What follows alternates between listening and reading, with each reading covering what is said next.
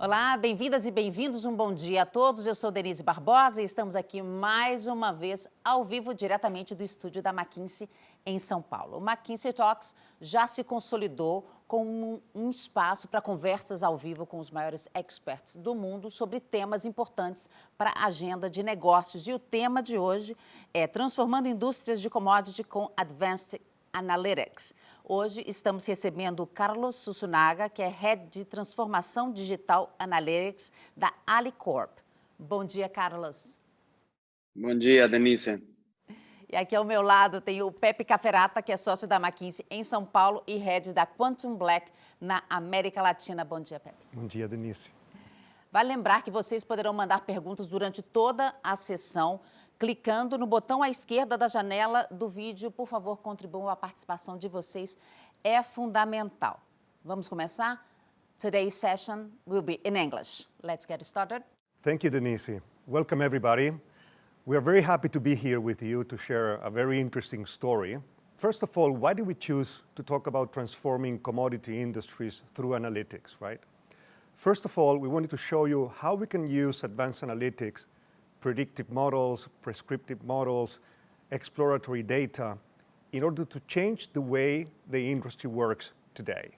Second thing we wanted to do is to show you how through analytics and through digital, you can really change the commercial processes and the technical advisory processes of the firm, really driving a new way of adding value to your customers.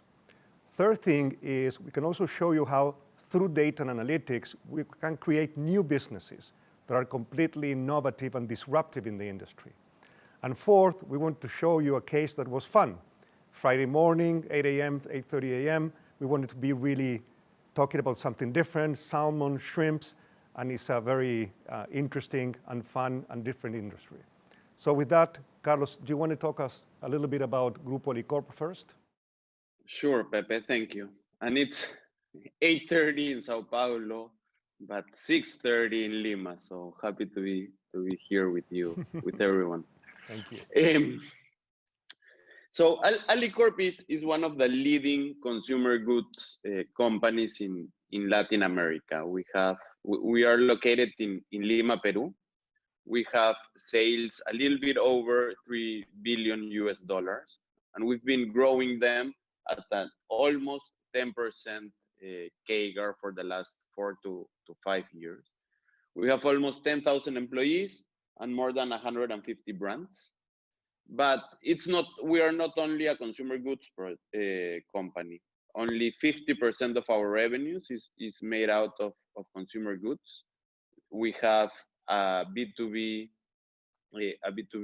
unit, a soybean crushing unit, and finally the one we are going to talk about, the Aquafeed, which accounts for more than 20% of our sales. If we move to the next page, Pepe, I can talk a little bit about Aquafeed in particular and VitaPro, which is the name of our BU. We have two main products. We make feed for shrimps and salmon, and those are very different stories, right? In shrimps, we are the #1 player in Ecuador, which is the largest producer in Latam. It's a fragmented, non-technical industry, while in salmon, it's very technical, it's very concentrated with global players in Chile, and then we are #4. So we were trying to build a use case or to build a transformation that will allow us to do two things, right? One, how to disrupt the salmon industry in order to gain additional market share. And second, for the case of shrimp, how could we disrupt ourselves before someone else did it? If we move to the next one, Pepe, I would like to show some of the main pain points we saw when we started working on this project, right? The first one is that feed represents more than 50% of the total cost of the farm, right? So it's very relevant for them to be as productive as they can be. The second is that even though they had a lot of data, it was recorded in a way that was not used for insights. And we wanted to build data pipelines to bring insights and new information to our clients. Those insights should help our commercial, as you were saying, and our commercial and technical advisory to give our farmers, our clients, the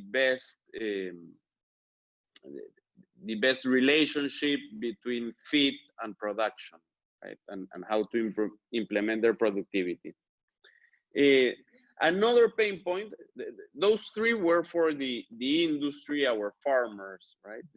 The other pain point that was very, very relevant for us was how the tender biddings were made, right? There's a cost plus pricing through open bids, which made it increasingly difficult to improve our margins.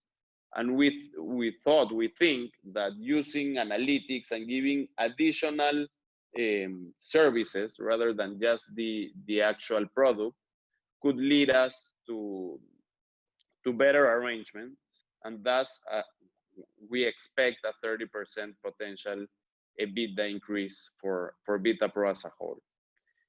And with that, Pepe, I go back to you, so you can share with the audience what did we do. Perfect.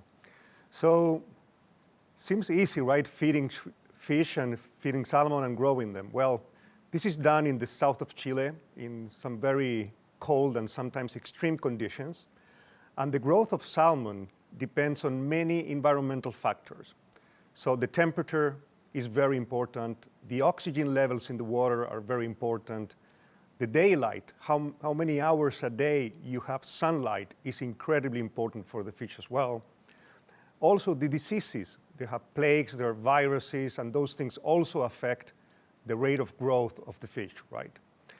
And then we have a lot of production factors, so things that the farmers do control, such as whether they're putting different types of feed and different mixes of proteins and fat into the diet, if they have artificial oxygen being pumped into the pools, if they have photoperiod, which is artificial light. And all these things together can have very significant impact over the productivity of the farm. And these factors interact one with the other in very special ways, right? So the analytics solutions allows the farmers to do some growth predictions of how his crop or his 14 months of growing the salmon will work. Second, it allows us to give him recommendations of how much feed should they give any given day at any given time, given all the external conditions and the past conditions in terms of production they have chosen. And it allows us also to have weight projections, right? So what's the real weight that the fish are gonna achieve, and then with them be able to develop models that can estimate growth, models that can estimate and recommend daily feeding.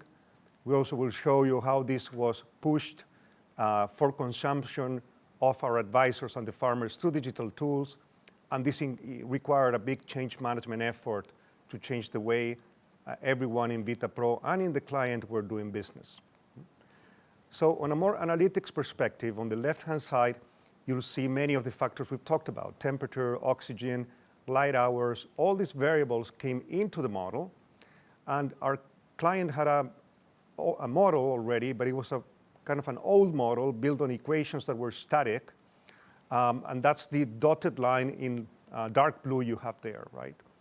And what we did, we created machine learning models, many of them, to be able to predict the growth of the fish over time in a much more accurate and a much more precise way, which are the lines you see below. You have the dotted line in white, which is the model, and the light blue, which is the real. And you can see that the model one is very, very close to the real, right?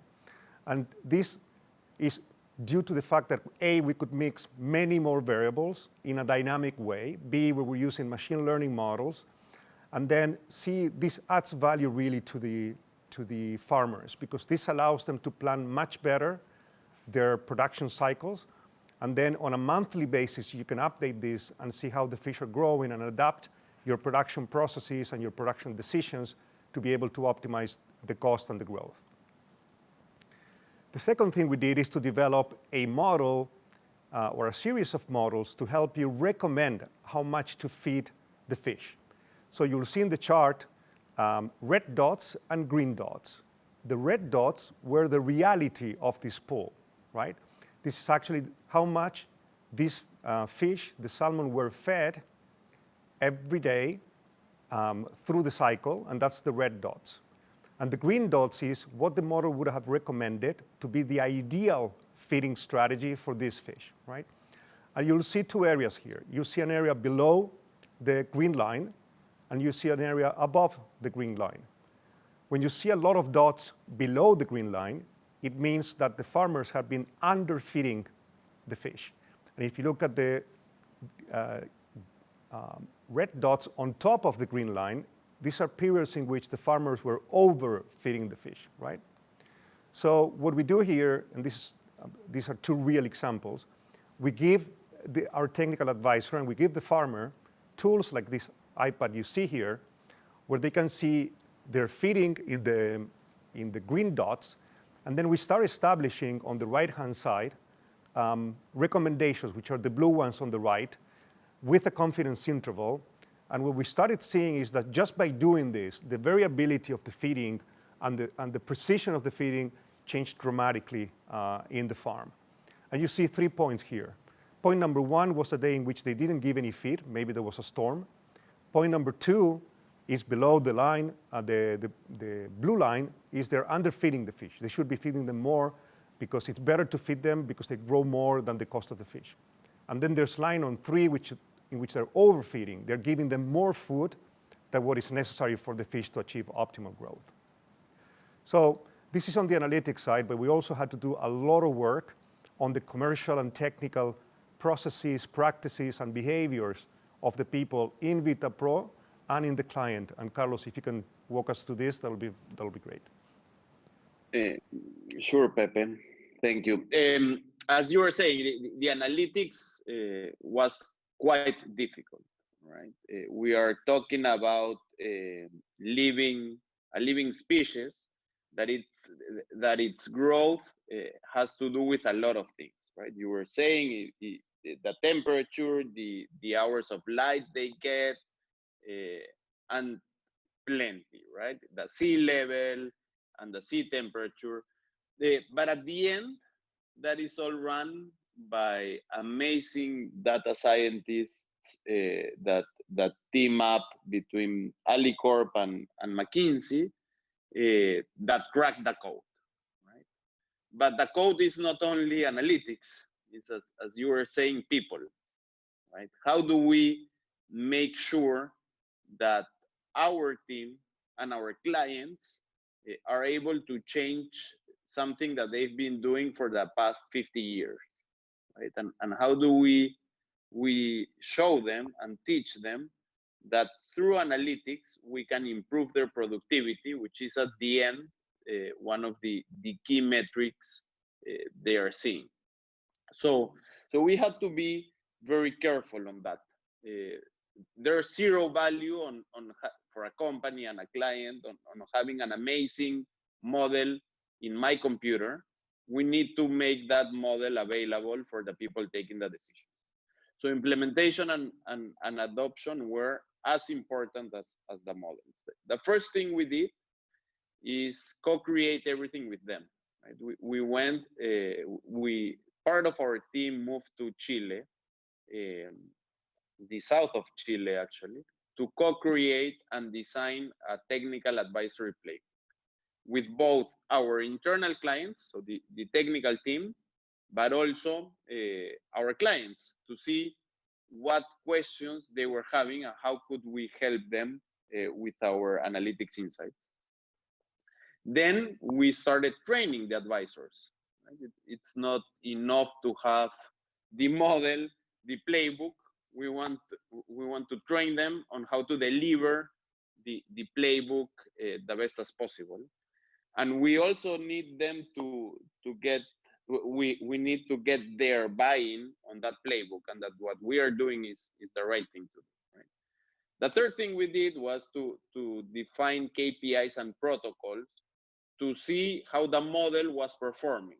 Right? Again, this is people that have been working on a way for the past 50 years. We need to constantly show them that, number one, the model works, and number two, the model is learning the new things that are appearing on the industry, new types of feed, new cepas, which is the kind of salmon that are growing, and so on.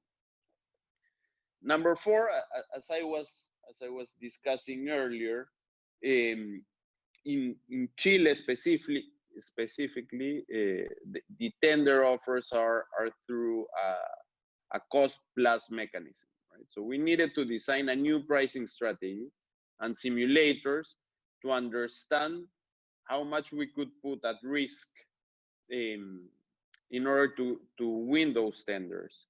And all of that, we enabled them by digital tools, right? So we gave the commercial and technical teams several tools that were able to, where they were able to tackle those questions and go to the clients. And as we were talking while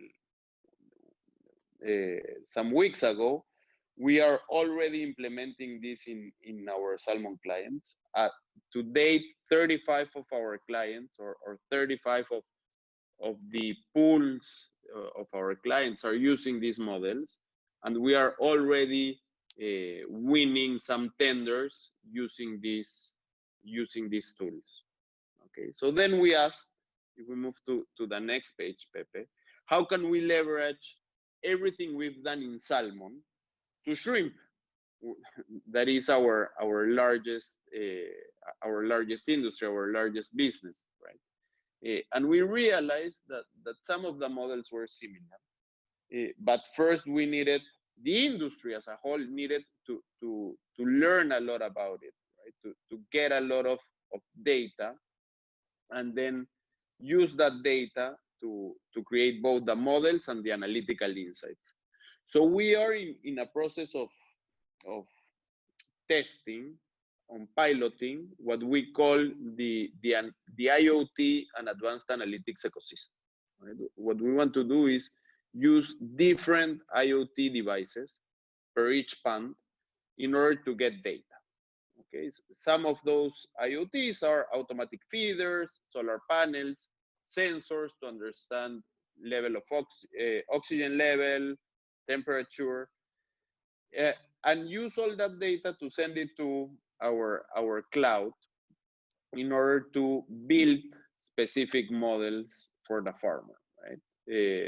Models similar to the ones we have built in salmon, but also a lot of analytical deep dives to confirm or not some hypotheses the industry as a whole had. And all that information we are building different digital applications that go back to our technical advisory team that now should be digitally enabled to bring 24/7 advisory to our clients in order to improve their productivity, right? So I think this is a very interesting example where we used the data we had in salmon, that where we are not leaders, as I said, and then use all those learnings to improve our competitive positioning in shrimp, where we are leaders. But as some of you might have heard, a lot of large players are entering our market, right? So we need to keep pushing and keep developing new things to bring value to our clients. And with that, I think it's back to you, Denise, for the round of questions. Okay, thank you very much. That's an impressive journey. And can you, Carlos, please tell us, how did your executive team at Grupo Alicorp got committed to a digital and analytics transformation? Sure. Something we've learned prior on leading our digitals and analytics team, I used to lead the strategy team.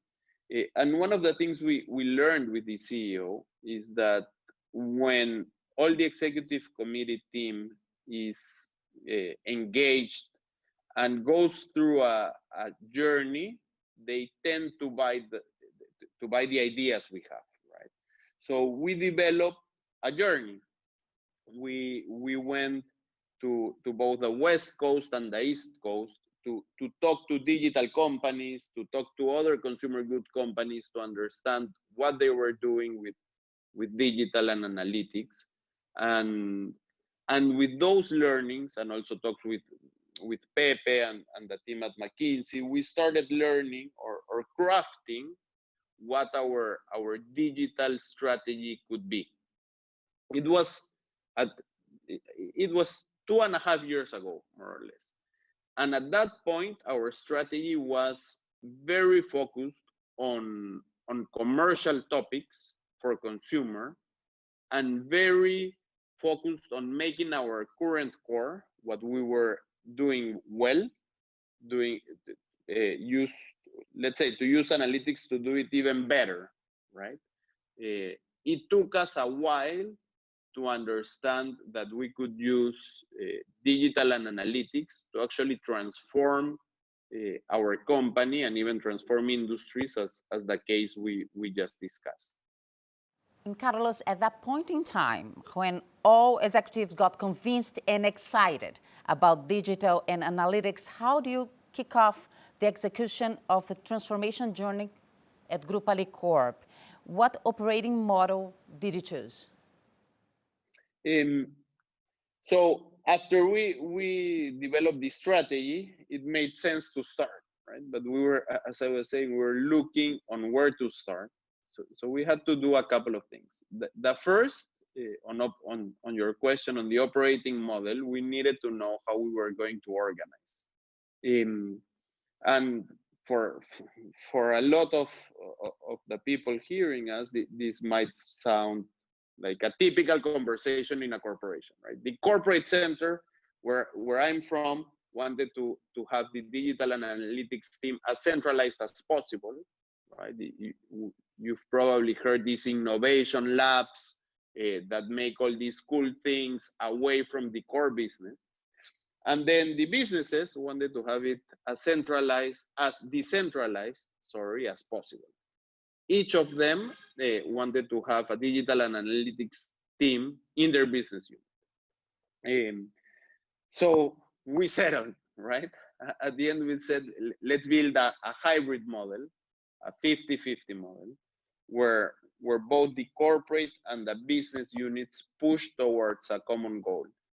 And how we did it is the team I lead have all the technical teams. So we have the data scientists, the data engineers, everyone that is working with data and building the models we just discussed.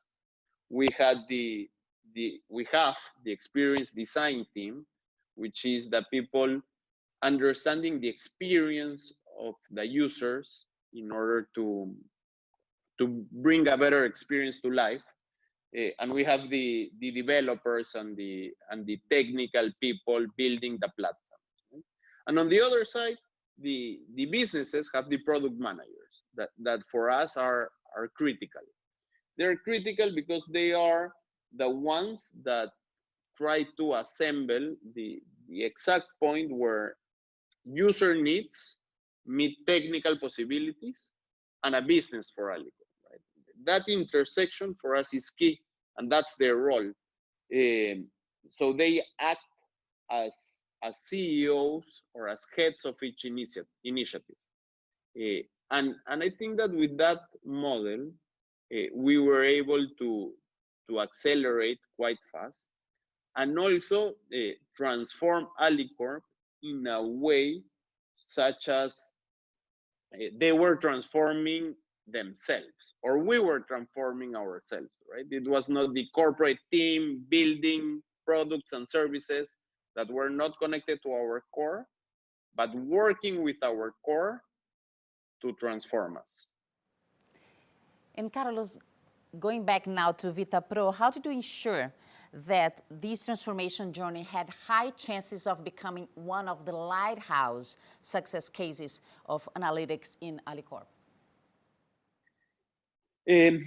One of the key things I think every company needs to start a transformations is sponsorship, right?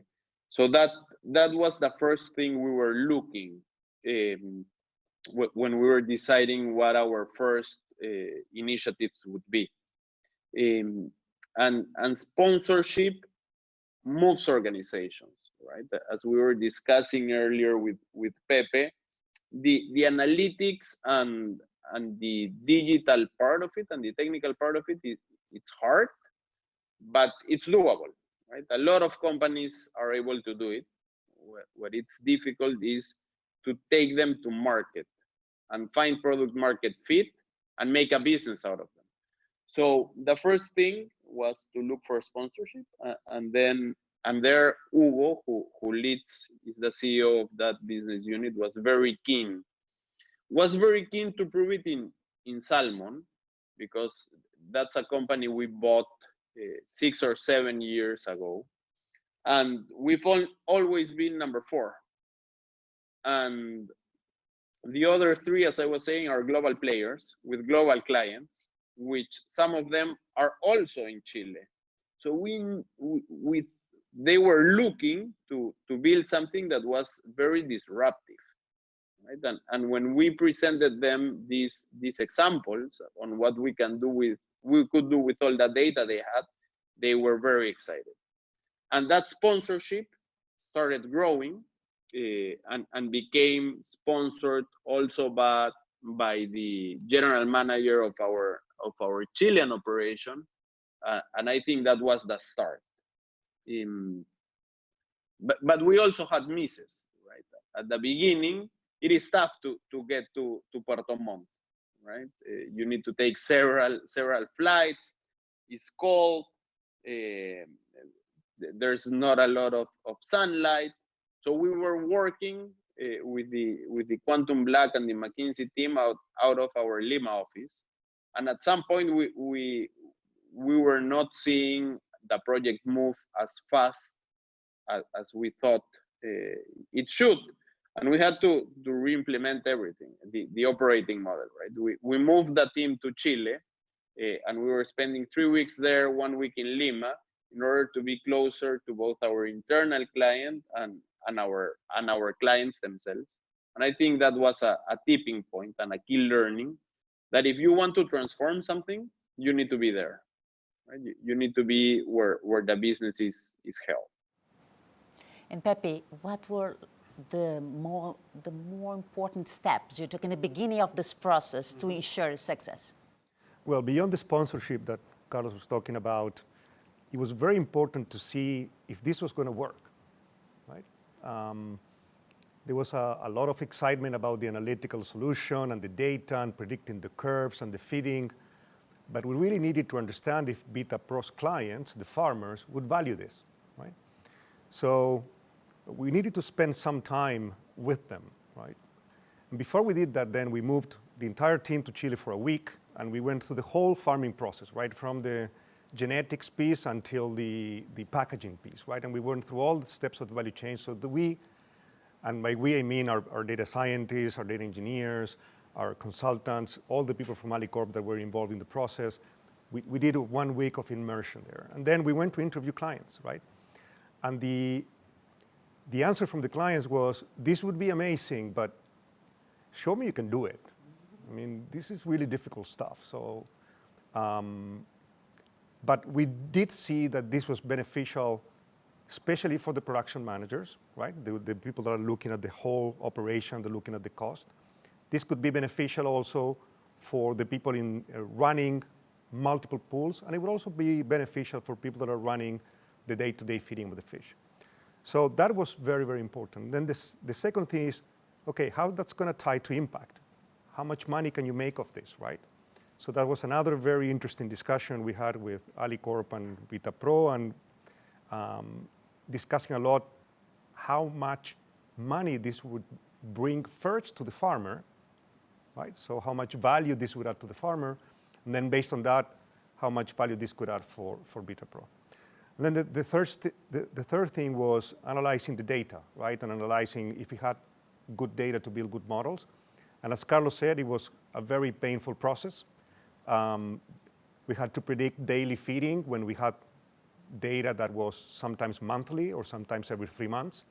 So there was a lot of analytics work to make sure that we can really crack the code, and to really make sure that what we were delivering really had an impact with our clients and was something that our clients could use and could relate to. And I imagine that you had multiple challenges in such a complex project. What were they, and how did you resolve them? So the first one was what Carlos was saying, right? Working together with the Chile team on the ground was very, very important. They had a lot of knowledge, and we needed to incorporate all that knowledge into the models. So that was a big one. The second one was we work hand in hand with VitaPro and Alicorp's team to bring our best people from everywhere in the world to be able to crack this problem. This was a really difficult problem, right? We didn't have a lot of data. The data was in 300 different Excel spreadsheets that was spread around all the time.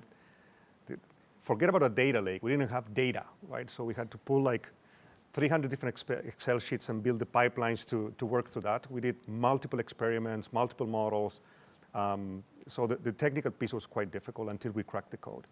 And then the third thing that was very challenging was convincing the technical advisors, right, that have been doing this for a long time in a way that is based on their experience and is based on nutrition and is based on the formulas, to start telling them, well, this is a very amazing tool that can help you give much better advice and be much more prescriptive with your clients and help them be much more productive, right?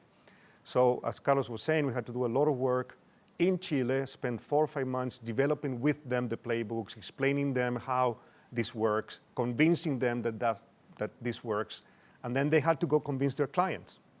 So we also did a lot of co-creation with 2 or 3 key clients that helped us refine and improve this model, and now, as Carlos said, we are winning real business with these models.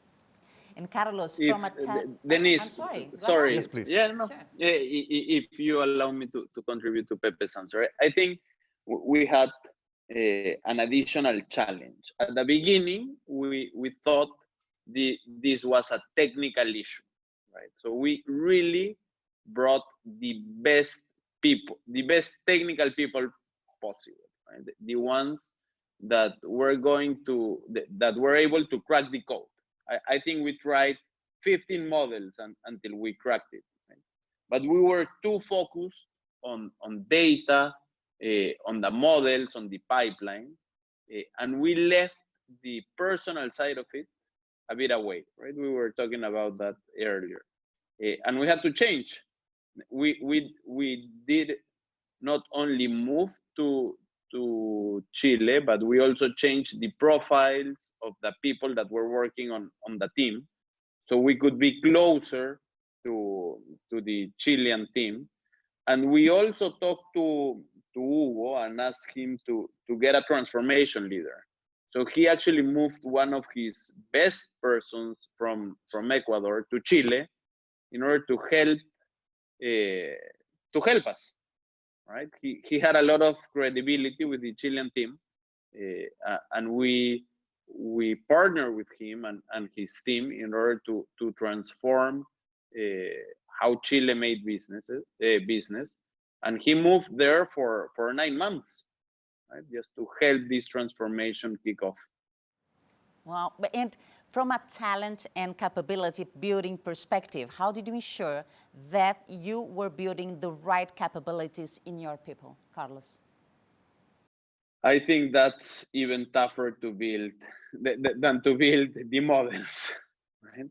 I'm sure a lot of the people hearing us are trying to find these great and talented people that are the data scientists and data engineers and data architects. We are all looking for them. So I believe there's a huge demand that surpasses the supply. So the first thing is we need to hire them, right? So we need to start thinking, how do we attract the right people, right? And I don't have a technical background. Most of the people at Alicorp don't have it. So we need to hire very technical and high skilled people on skills that we don't know, right? So even making the interviews and making sure that they are the right people, it's tough. Then we need to compensate them in a let's say in a proper way. As I was saying, the demand is higher than the supply. Thus, if we want to get the best people, we need to compensate them in a very good way. But that's not the only thing, right? We need to do capability building. We need to train them, because every day that passes, new things are coming up, and we always need to be in the forefront. So we partner, for example, with QuantumBlack to build a training, a 6 months training for all our data scientists and data engineers. So they are constantly being trained in the next generation of analytics. And lastly, I would say it's relevant to rethink on their careers, right? Organizations are built they build career paths in order for everyone to become the CEO. Of course, only one can become the CEO, but every HR process is built to get the new CEO, right? And there are a lot of people that in this new economy that don't want to become the CEO, right? They want to build models, they want to be well compensated, and they want to solve complex problems. So when we try to fix our personal leadership model and our HR model to them, it cracks, right? So we need to rethink not only on hiring, not only on training, but also on career paths for them, right? And I think that when we have all those three things, we will be able, because I'm sure we are halfway there, to keep bringing and engaging the best possible people for this and for all the things that we want to do in digital and analytics. I have now here a few questions from the audience. I'm going to pass one to you, okay, Carlos, and one for you. Mm-hmm. Carlos, why do you think your clients will go for these innovative solutions? What's the benefit for them? Thank you, Denise. As we were saying at the beginning, we represent 50 to 60% of their production cost, right? And whatever they can reduce on that cost is relevant. This is a productivity play, and as in most agro or aqua business, productivity is probably the most relevant indicator. How do we make more salmons grow faster with less food or less feed, right? So we are actually giving them a lot of value, and then we are getting a bit of, or taking a bite of that value. I think that the other relevant question, which is related, is how our internal client is buying it, right? Because as I was just saying, if this works, they will be selling less feed per client, per pond, that they were doing prior to this project, right? And that had a lot of discussions and a lot of talks. And what we realized is that it is more relevant to be the strategic partner of our clients, right? Rather than maximizing 1 year's revenue. And for our external clients, I think it's even nice to tell them, you know, I'm gonna sell you less feed if this works, and I'm fine with that because I'm here to help you make business and grow your business together. And Pepe, a question for you. And how have your clients responded to these innovative offerings? How have you won new businesses? Yeah. So it was not automatic, as you can imagine. And as I said, we did a lot of co-creation with Vitapro's clients as well, right? So we picked 2 clients that were close to Vitapro, that were good friends with Vitapro, had a good partnership. And we went there and tested the concept, right? So we went with the models, tested it in ponds, in different pools. We talked to the advisors, we talked to the technical people in the client, and they started using the models, and they're starting seeing a lot of value from here. And we were surprised because the first thing they were really amazed about was just by seeing the data. I mean, just seeing the plots and seeing the very simple understanding of where they had overfed and underfed, just by seeing that, it was like, wow, is this true? What happened? Why this happened? Why did he overfeed? It was really, really eye-opening to them, right? And then the second thing is, once we start building that trust, they started to give us pools, right? And when they started to give us pools and they started to see this worked, we started to win more pools, and then we started to win some tenders. And they really liked the fact that we could go more aggressively in the tenders. Why? First, because we were more sure about that specific place, how productive that place was going to be based on the temperature and the oxygen and historical patterns. So our price biddings were much more precise. We didn't have to cover up and put in more prices because we wanted to cover the risk, or less prices that would leave us with a lower profitability. And second of all, they started putting penalties on these contracts. So we were much more confident to bid prices and to promise levels of growth, because we knew from the data from the past and the models how these ponds would evolve. And that allowed us to win some very important business as well. So far it's very, very positive, and it's one of the pillars of the transformation of Vitapro in the South.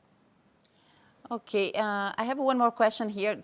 I don't know to which whom of you, but what's the best way to change mind of all the team about this kind of solution?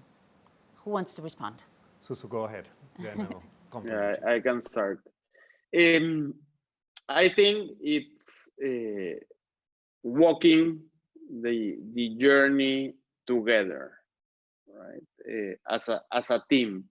These solutions cannot be delivered by a team that it's not connected with the business, that it's not connected with the clients. So walk together, and here I'm using walk and not run, right? There's a lot of value. There is a lot of value to use digital and analytics to transform your companies, but it's important to do it in a strategic way, right? This Vitapro example is something that will generate quite a lot of value, but will take time, right? We are changing and transforming an industry. We were lucky enough to build this Lighthouse case. At the same time, we were building something that was very automatic, in the sense that brought a lot of value early on in the process, right? So being able to build initiatives that bring value in the short term is quite important to tell the company, right, that this brings value, and then get their acceptance to do more tricky things like this. Okay. Yeah, I would compliment very quickly. On Vita Pro, I think it was very important that this was the project, right? And Hugo was focused on it, and the management team was focused on it. And we were doing this project, and we were changing everything from the data to the models to the behaviors of the people to the behaviors of the client. It was a big project, right? So everybody went for it. If the decision had been to do like several different small projects that didn't talk to each other, we would have failed. So I think another lesson for this to work is when you start these transformations, is picking 4 or 5 very big lighthouse programs that add a lot of value in the short term, that are really sponsored by the business units, and go for them, right? And not fragmenting 1,000 little projects or pilots or experiments that fail to scale and fail to build momentum. Oh, thank you very much. Muito obrigada, Carlos e Pepe. Muito obrigada pela conversa de hoje, e aos participantes que enviaram suas perguntas. Muito obrigada pela participação aqui com a gente hoje. Queria agradecer também todo mundo que passou esses últimos 45 minutos aqui com a gente. Olha, para conhecer a agenda completa do McKinsey Talks, acesse mckinseytalks.com.